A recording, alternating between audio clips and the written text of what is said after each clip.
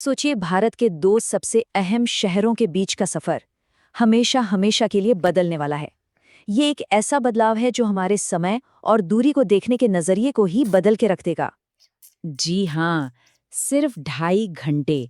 दिल्ली से वाराणसी बस 2.5 घंटे में। ये कोई छोटा मोटा आंकड़ा नहीं है। ये हमारे ट्रैवल करने के तरीके में एक क्रांति लाने जैसा है। जरा इस फर्क पर गौर कीजिए। आज जिस सफर में ट्रेन से 10 से 12 घंटे लग जाते हैं, वो भविष्य में सिर्फ 2.5 घंटे का रह जाएगा।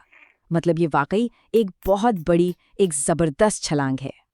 तो चलिए अब जरा गहराई से समझते हैं कि ये हाई स्पीड रेल कॉरिडोर आखिर है क्या, और ये हमारे आने जाने के तरीके को कैसे बदलने वाला है। इसे ऐसे सोचकर देखिए, दिल्ली से वाराणसी के बीच की लगभग 874 किलोमीटर की दूरी उतने ही समय में पूरी हो जाएगी जितने में हम एक बॉलीवुड फिल्म देखकर खत्म करते हैं।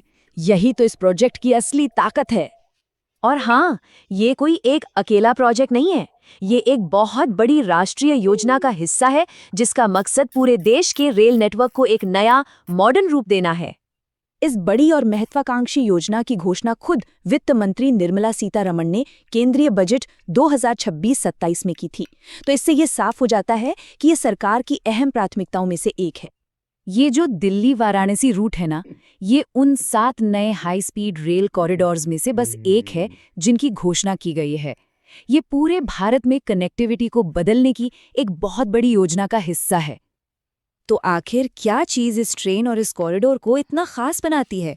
चलिए इसकी कुछ मुख्य बातों पर नजर डालते हैं। सबसे पहले तो रफ्तार, 320 किलोमीटर प्रति घंटा। ये लखनऊ और प्रयागराज जैसे बड़े शहरों से होकर गुजरेगी, और अयोध्या के लिए भी एक स्पेशल लिंक बनाने की योजना है।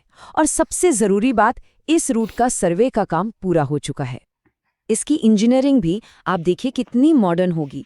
जमीन पर ट्रैफिक को रोकने या परेशान करने के बजाय ये पूरा का पूरा कॉरिडोर पिलरों पर, यानी एक एलिवेटेड ट्रैक पर बनाया जाएगा।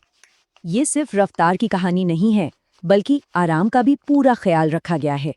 इसमें यात्रियों को हाई टेक सीटें और एकदम नए डिजाइन वाले कोच मिलेंगे।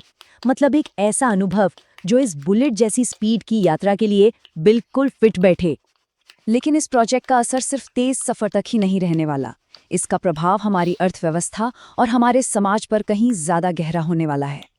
सोचिए, इससे टूरिज्म और तीर्थयात्रा को कितना बड़ा बूस्ट मिलेगा, बिजनेस में कितनी तेजी आएगी और उस पूरे क्षेत्र का कितना विकास होगा। और हाँ, सबसे बड़ी बात, लोगों का कीमती समय भी तो बचेगा। जैसा कि कई जानकार बताते हैं, वाराणसी तो पहले से ही देश और विदेश के टूरिस्ट और श्रद्धालुओं के लिए एक बड़ा सेंटर है। इस हाई स्पीड कनेक्शन के बाद वहां पहुंचना और भी आसान हो जाएगा, जिससे इस शहर की अहमियत और भी बढ़ जाएगी। तो ठीक है, सर्वे तो पूरा हो गया, लेकिन इस सपने को हकीकत बनाने के लिए अब आगे क्या होगा? चलिए अब अगले कदमों को समझते हैं। देखिए, आगे का रास्ता साफ है, लेकिन चुनौतियां भी हैं। अब अगला बड़ा कदम है कॉरिडोर के लिए जमीन का अधिग्रहण करना। एक बार ये काम हो गया तो फिर निर्माण का बड़ा काम शुरू हो सकता है। इसमें समय तो लगेगा, लेकिन प्रक्रिया अब एकदम स्पष्ट है। और ये सब हमें एक बहुत बड़े सवाल पर लाके खड़ा कर देता है।